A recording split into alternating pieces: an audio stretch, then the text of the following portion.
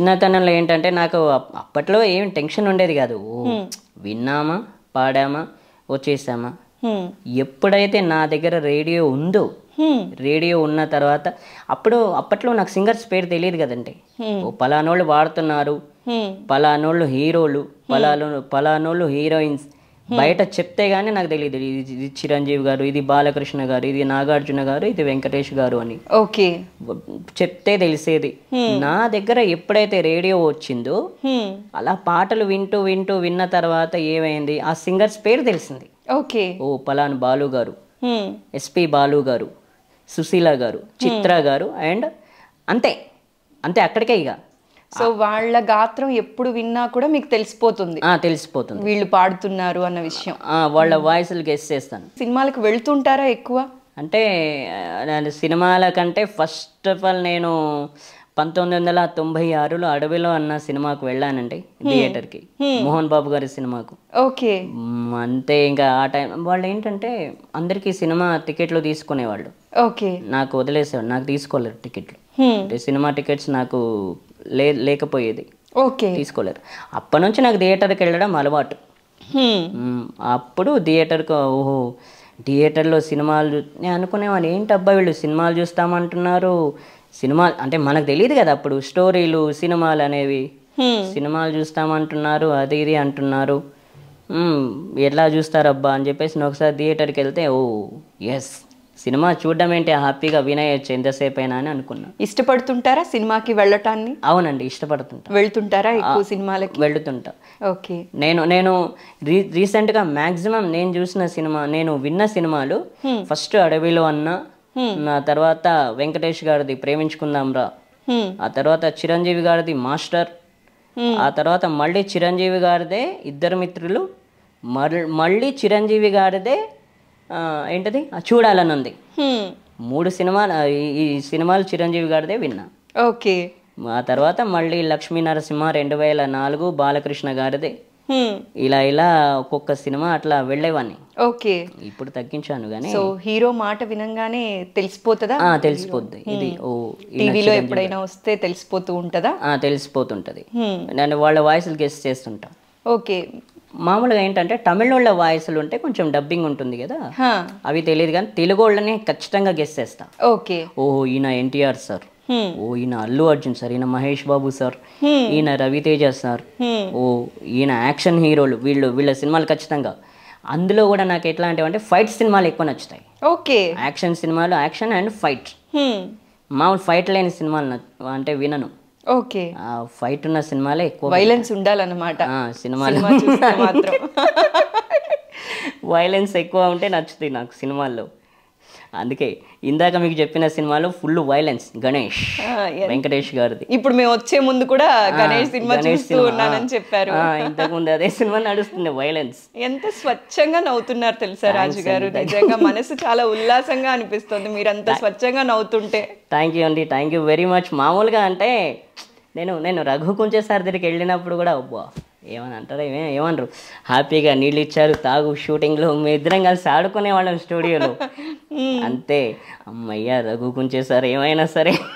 ఆయన మట్టిలో మాణిక్యాలని పట్టుకోవాలి అంటే ఆయన తరువాతే ఎవరైనా అని చెప్పచ్చండి. అసలు వదిలిపెట్టరు, ఎక్కడైనా ఆయనకి టాలెంట్ కనిపిస్తే వదిలిపెట్టరండి. అవును, ఎప్పుడైనా సరే వదిలిపెట్టరు, ఇంకా టచ్లో ఉంటారు అంతే. ఇంకా వాళ్ళకు కొంచెం వెనక ముందైనా ఆయన మాట తప్పరు ఎక్కడైనా. ఆ రోజు ఇంటర్వ్యూలో కూడా అదే మాట చెప్పారు ఆయన, కొంచెం అటు ఇటు అవ్వచ్చు కానీ మాట తప్పే రకం కాదు. ఈ విషయం నాకు ఆ రోజే అర్థమైంది చూసిన ఆయన వాయిస్ విన్న తర్వాత, అక్కడికి ఆయన దగ్గరికి వెళ్ళిన తర్వాత.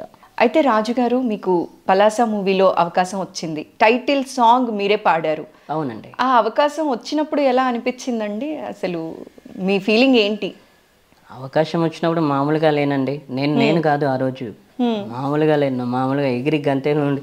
ఎందుకంటే జనాలు ఉంటారు బయట డాన్స్ చేయడానికి, అలా అనిపిస్తుంది. ఆ రోజు స్టూడియోకి వెళ్ళిన తర్వాత 11 గంటలకు షూటింగ్ చేసామండి. మాకు 3:40కి అయిపోయింది షూటింగ్.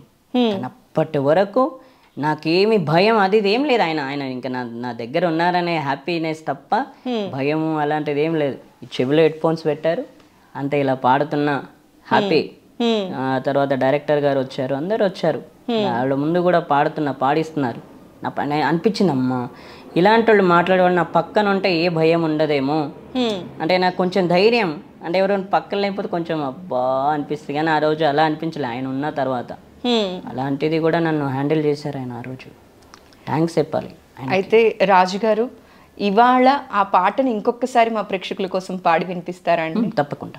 బొగతాయిను ఇను సెబుతాయిను ఇను మా ఊరే వైభోగం, బొగతాయిను ఇను సెబుతాయిను ఇను మా ఊరే వైభోగం, జముకుల కొండని వాయింతనా, డేకురు కొండని చూపించనా, ఏటికి అవతల ఏపుగా ఎదిగిన పచ్చాని సౌభాగ్యం, చీడి తోటల సింగారాలు, ఆ ఎర్ర చెరువు ఎగిరే కొంగల కోలాటాలు. థ్యాంక్ యూ అండి. ఎంత బాగా పాడారండి. Thank you. అసలు మామూలుగా ట్రాక్ పెట్టుకొని పాడినప్పుడు ఆ ఫీల్ వస్తూ ఉంటది కొందరు పాడినప్పుడు. అవునండి. కానీ మీరు అసలు ఇలా పాడుతుంటే ఎంత చక్కగా ఉందో వినటానికి నాకైతే చాలా సంతోషంగా ఉందండి. థ్యాంక్ యూ అండి, థ్యాంక్ యూ వెరీ మచ్. నాకు ఇలా చిన్నప్పటి నుంచి ఇలా వాయించడం, ఇలా వాయించడం ఎలా అలవాటు అయ్యిందండి మీకు?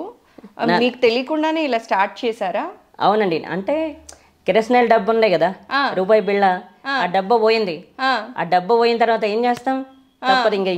ఇదే ఆ డబ్బాని రూపాయి బిల్లని వాడి కొట్టి కొట్టి కొట్టి అది పోయింది. అప్పుడు ఈ దారి వెతుక్కున్నారా?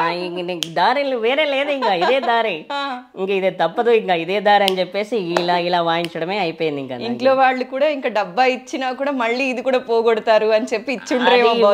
ఇవ్వలేరు, ఇంకా ఇవ్వలేరు, అది పోయింది కదా, ఇంకా అది కూడా ఇవ్వలేరు. ఏది గత్యంతరం లేక తప్పలేదు, చచ్చినట్టు ఇలా చేయాల్సిందే అని చెప్పేసి ఇలా వాయించడం పెట్టారు. కానీ ఇది ఎంత బాగుందో అసలు వింటుంటే.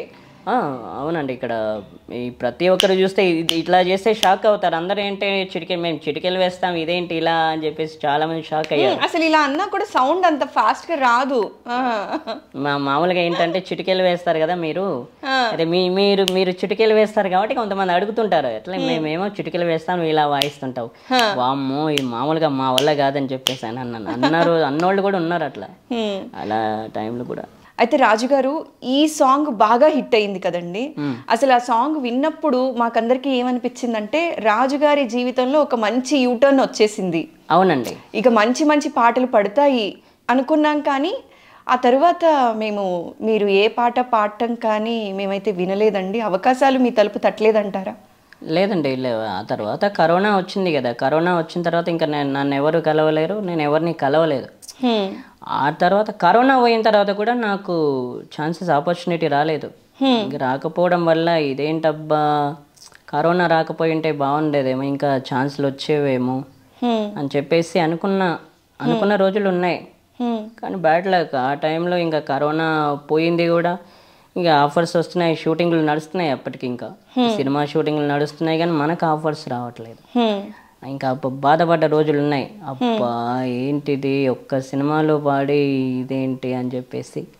ఇప్పటి వరకు ఇన్ని సంవత్సరాల వరకు కూడా నాకు ఇప్పటి వరకు కూడా ఏ ఛాన్సెస్ రాలేవు.